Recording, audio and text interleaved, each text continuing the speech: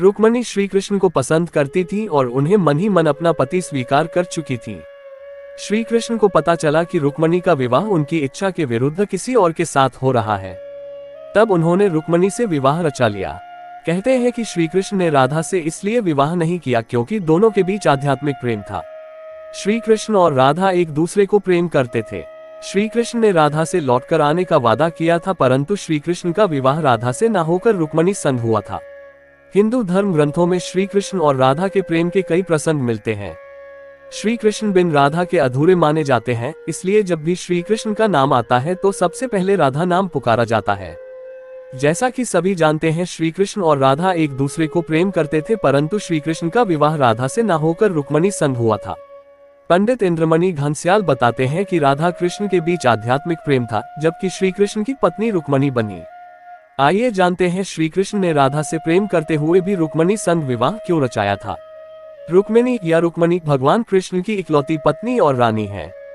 द्वारका के राजकुमार कृष्ण ने उनके अनुरोध पर एक अवांछित विवाह को रोकने के लिए उनका हरण किया एवं अपने साथ ले गए। तदंतर उन्हें दुष्ट शिशुपाल भागवत पुराण में वर्णित से बचाया। रुक्मिणी को भाग्य की देवी लक्ष्मी का अवतार भी माना जाता है। श्री कृष्ण का विवाह रुक्मणी से हुआ था। भगवान कृष्ण और रुक्मणी को एक श्राप के कारण 12 साल तक अलग रहना पड़ा था। आज आपको भगवान श्री कृष्ण से जुड़ी इस पौराणिक कथा के बारे में बता रहे हैं। श्री कृष्ण के प्रेम, त्याग और समर्पण के कई किस्से बचपन से सुनते आ रहे हैं। श्री कृष्ण और राधा एक दूसरे से प्रेम करते थे, परंतु श्री कृष्ण का विवाह रुक्मणी से हुआ था। कहते हैं राधा कृष्ण के बीच आध्यात्मिक प्रेम था, इसलिए उन्होंने विवाह नहीं किया। राधा से बिछड़ने से लेकर श्री कृष्ण और रुक्मणी विवाह की कई कथाएं प्रचलित हैं, लेकिन एक समय ऐसा भी आया था जब श्री कृष्ण और रुक्मणी को भी बिछड़ना पड़ा था। आइए जानते हैं आखिर किस वजह से श्री कृष्ण और रुक्मणी को 12 साल तक अलग रहना पड़ा। लौटकर उसके पास नहीं पहुंचा था।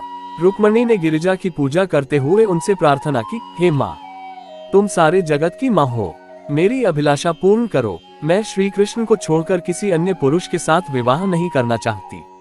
रुक्मणी जब मंदिर से बाहर निकली तो उसे वह ब्राह्मण दिखाई पड़ा। यद्यपि ब्राह्मण ने रुक्मिणी से कुछ कहा नहीं, किंतु ब्राह्मण को देखकर रुक्मिणी बहुत प्रसन्न हुई। उसे यह समझने में संशय नहीं रहा कि श्री कृष्ण भगवान ने उसके समर्पण को स्वीकार कर लिया है।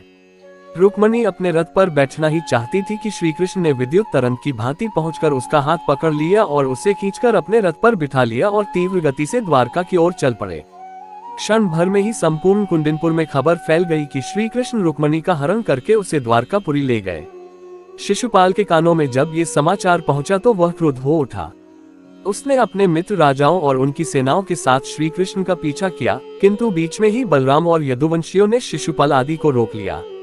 भयंकर युद्ध हुआ। बलराम और यदुवंशियों ने बड़ी वीरता के साथ लड़कर शिशुपाल आदि की सेना को नष्ट कर दिया। फलतः शिशुपाल आदि निराश होकर कुंडिनपुर से चले गए। रुक्मी ये सुनकर क्रोध से कांप उठा। उसने बहुत बड़ी सेना लेकर श्री कृष्ण का पीछा किया। उसने प्रतिज्ञा की कि वह या तो श्री कृष्ण को बंदी बनाकर लौटेगा या फिर कुंडिनपुर में अपना मुंह नहीं दिखाएगा। रुक्मी और श्री कृष्ण का घनघोर युद्ध हुआ। श्री कृष्ण ने उसे युद्ध में हराकर अपने रथ से बांध दिया, किंतु बलराम ने उसे छुड़ा लिया। उन्होंने श्री कृष्ण से कहा, रुक्मी अब अपना संबंधी हो गया है, किसी संबंधी को इस तरह का दंड देना उचित नहीं है। रुक्मी अपनी प्रतिज्ञा के अनुसार पुनः लौटकर कुंडिनपुर नहीं गया। वह एक नया नगर बसाकर वहीं रहने लगा। कहते हैं कि रुक्मी के वंशज आज भी उस नगर में रहते हैं। भगवान श्री कृष्ण ने रुक्मणी को द्वारका ले जाकर उनके साथ विधिवत विवाह किया। प्रद्युम्न उन्हीं के गर्भ से उत्पन्न हुए थे, जो कामदेव के अवतार थे। श्री कृष्ण की पटरानियों में रुक्मणी का महत्वपूर्ण स्थान था। उनके प्रेम और उनकी भक्ति पर भगवान श्री कृष्ण मुग्ध थे। उनके प्रेम और उनकी कई कथाएं मिलती हैं, जो बड़ी प्रेरक हैं। रुक्मणी को ये सब पता चल गया। वह उन लड़कियों में से नहीं थी जो महिला होने के नाते शांत रह जाएं। रुक्मणी ने इतनी तीव्रता के साथ अपनी बात रखी कि वे समझ ही नहीं पाए कि आखिर उनके साथ क्या किया जाए। रुक्मणी ने यह तय कर लिया कि जब भी वे विदर्भ पहुंचकर वो कहेंगे तो वह उन्हें भिक्षा देने वालों में सबसे आगे होंगी। वो कृष्ण के साथ साथ घूमती रहीं, हालांकि वह उनके झुंड से अलग रहती थी। कृष्ण जहां भी जाते वह वहां पहुंचती और उन्हें भिक्षा देती। कई बार उनके भाई ने उन्हें जबरदस्ती झुकाने की सोची, लेकिन वह ऐसा करने की हिम्मत नहीं जुटा पाया क्योंकि रुक्मणी बहुत तेज स्वभाव की थी। विदर्भ से लौटकर उद्धव ने कृष्ण को बताया कि रुक्मणी केवल आपसे ही विवाह करने की जिद पर अड़ी हुई है और अगर ऐसा नहीं हुआ तो वह खुद को खत्म कर लेंगी। उद्धव की यह बात सुनकर कृष्ण मुस्कुराए और बोले, मैंने न जाने कितनी ही राजकुमारियों को यही कहते सुना है, लेकिन बाद में सबने किसी और से शादी कर ली और अब वे सब खुशी खुशी जी रही हैं।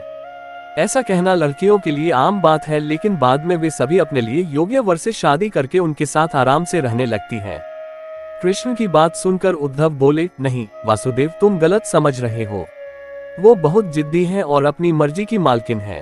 तो इस पर कृष्ण ने पूछा, इतनी दृढ़ संकल्प वाली महिला मुझ जैसे ग्वाले से विवाह क्यों करेगी भला?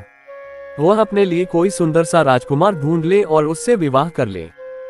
लेकिन रुक्मणी ने अपना इरादा नहीं बदला और वह इस पर अड़ी रही। जब कृष्ण और बलराम को जरासंध के आगमन को टालने और नगर को जलने से बचाने के लिए मथुरा छोड़ना पड़ रहा था तो रुक्मणी के दादा कैशिक ने उन दोनों को आसरा दिया था। ऐसा उन्होंने इसलिए किया क्योंकि रुक्मणी ने उन्हें धमकी दी थी कि अगर उन्होंने उन दोनों जरूरतमंदों की मदद नहीं की तो वह उनके सामने ही अपनी जान दे देंगी। ऐसे में कैशिक के सामने इन दोनों लड़कों को सहारा देने के अलावा और कोई चारा नहीं बचा था। कुछ समय बाद रुक्मणी के लिए एक स्वयंवर का आयोजन किया गया। स्वयंवर एक ऐसा आयोजन होता था जिसमें राजकुमारी अपना मनपसंद वर चुन सकती थी।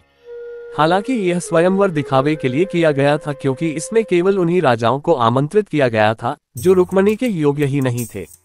सब कुछ पहले से तय था क्योंकि किसी भी हालत में रुक्मणी की शादी शिशुपाल से होनी थी। ये सुनिश्चित करने के लिए खुद जरासंध भी वहां मौजूद था। जब ये योजना बन रही थी तो रुक्मणी ने अपने पिता और भाई से झगड़ा करके ये सब रोकने की हर संभव कोशिश की, लेकिन वे दोनों नहीं माने।